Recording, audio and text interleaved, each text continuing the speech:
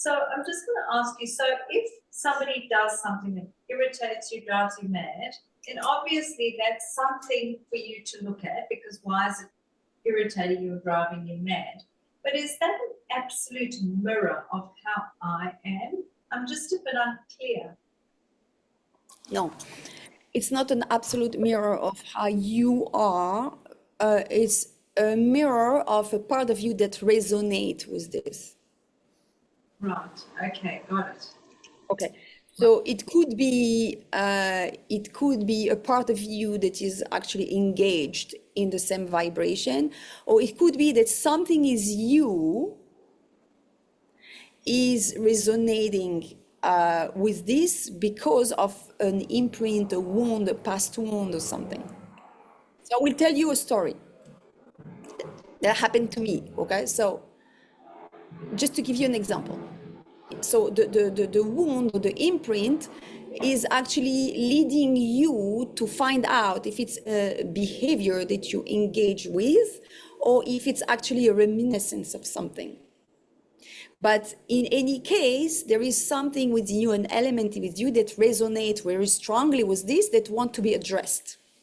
Most of the time, it's a part of you that is engaging with this attitude or behavior, or allow this attitude or behavior. Some other time, it could be an imprint of an old memory. Okay, so I'm going to tell you a story.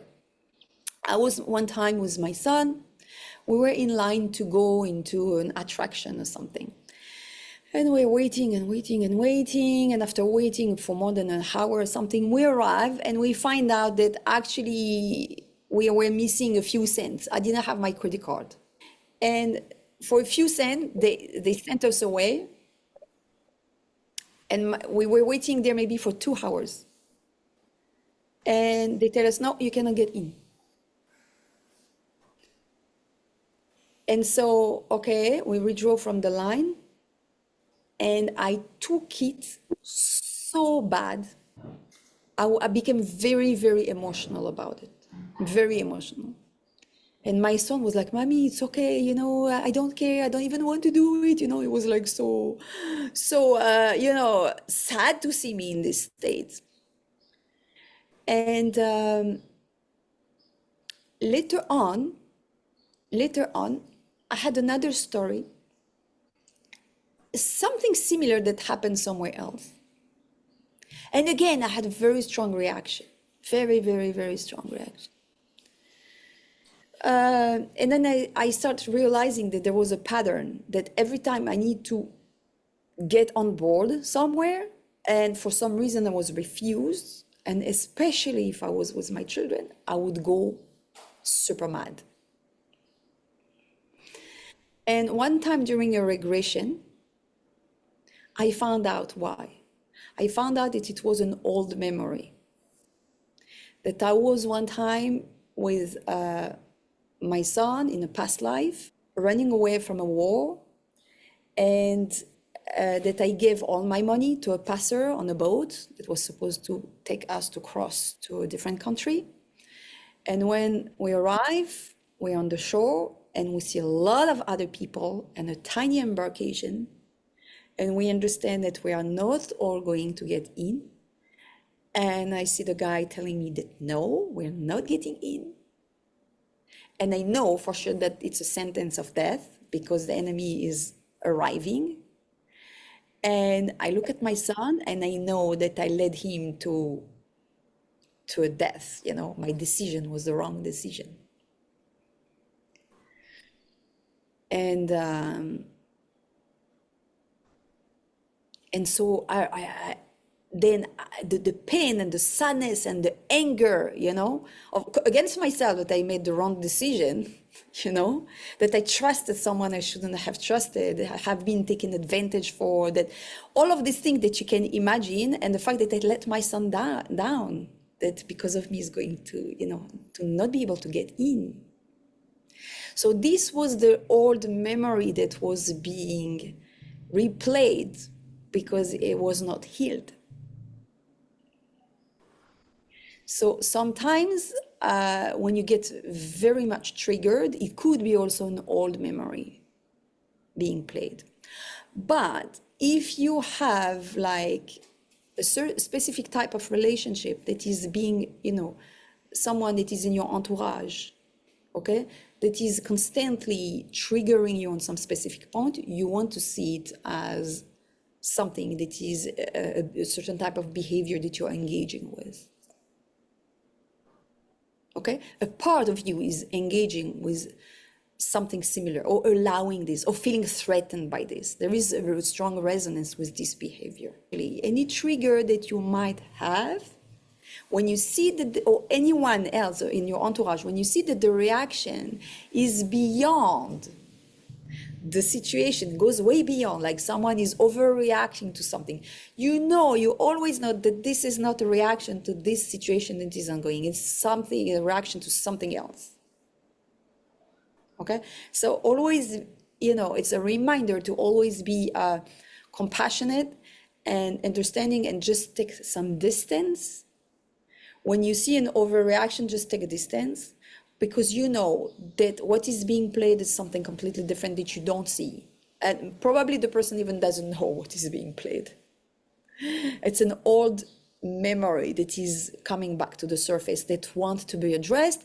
And so certain type of situation are going to trigger this memory to allow it to come back to the surface, to come up to the surface in order to be treated and to be addressed. Because as long as it's in the field, it's interrupting the flow of energy. It's interrupting the freedom, really, of this person, because it's on the way. So how did you treat yourself? Because you realize it's from a different lifetime. In this specific type of case, you need to be skilled to know how to address that. I mean, it's not something we have taught in the protocol, okay?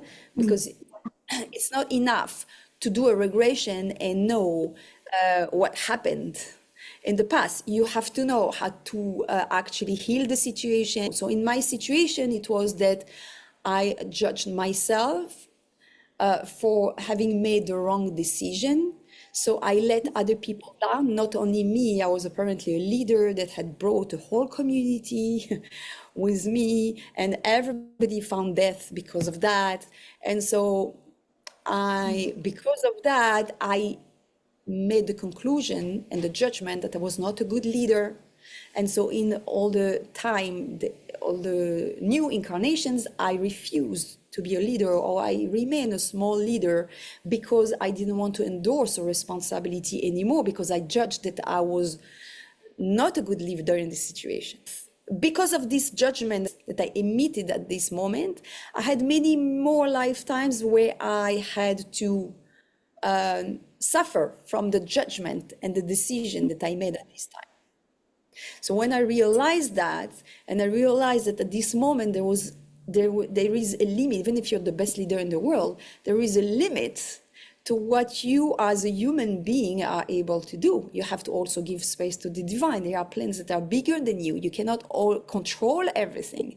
Even if you make a best decision at this moment that you knew, that's all. That's where your responsibility stops.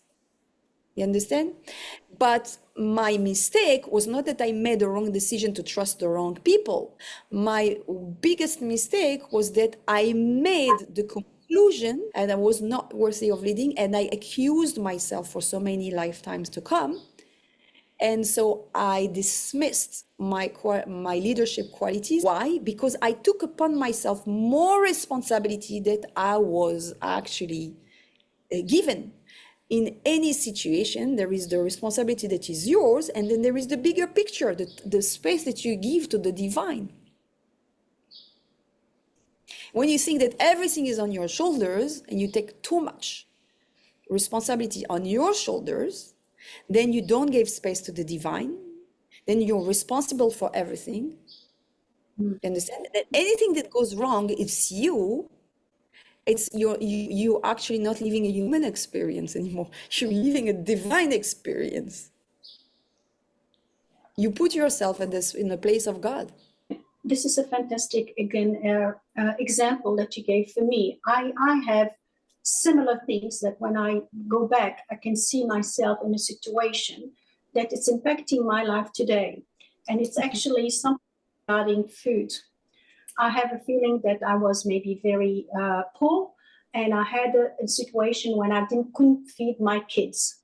So I could see myself, don't know why, like in this situation, like, dying from hunger, not being providing for the kids.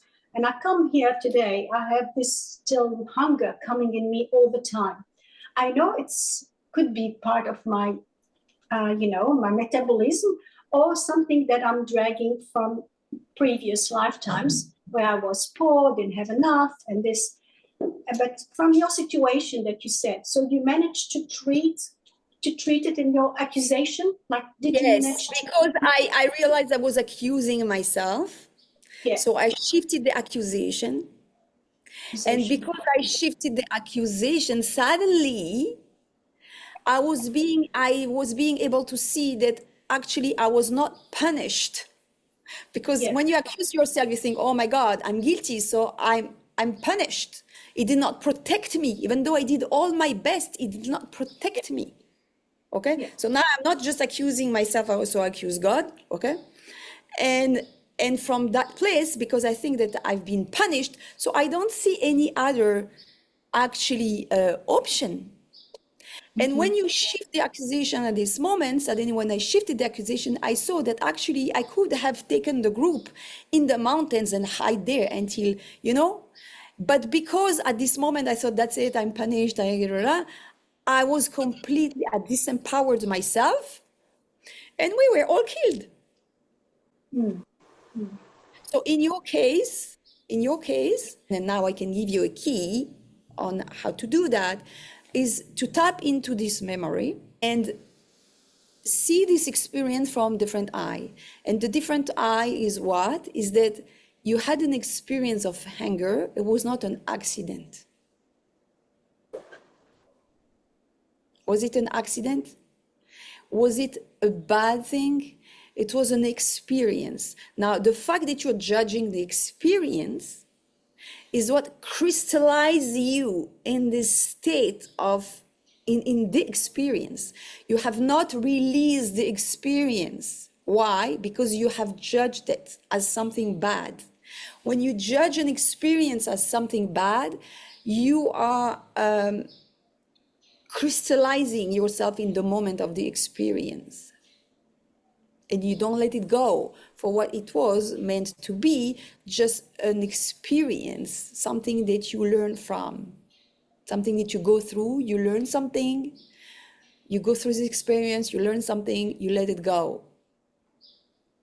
But when you judge the experience as something bad, you're becoming a victim. Something bad that has happened to you, you are a victim, and then you remain there as the powerless victim, defenseless. And because you're powerless and defenseless, it can happen to you again anytime. So you are threatened. You are in a position of danger now. Okay? So now how to shift all of this? You tap into this memory again, and you make peace with that experience. Because you are able now to see it with different eyes, with the eyes of someone that is able to embrace the experience and take whatever it could teach you, whatever you could take from that experience, and letting go of it. Because there is always something to take from an experience. But when you are scared of it, when you're afraid of it, you contract yourself, you're in a contract state of consciousness, and you can't see what it came actually to show you. And when you're in a contract state of consciousness, it's also possible that you lead the experience further than it was supposed to be.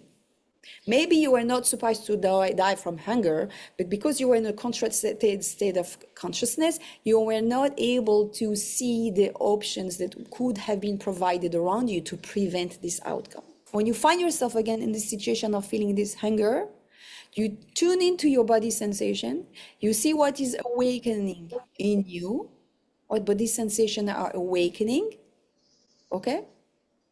And then you open a tube that goes to the sun, okay? And you say, I'm ready now to let go of all the imprints and memories created by whatever experience, because I make peace with it now and I'm ready to receive the beauty of it and let go of all the contraction that have resulted from this experience. Okay, and this you can, I give you before a fantastic example just to show you that sometimes a trigger can actually trigger old memories of past lives. And the reason why it's still here is because we have judged the experience. And so we are holding on this memory. And so because of that, we are still in the vibration of this experience, and everything that we live, we experiment, we live it and experience it through the lens of this old past memory. Okay?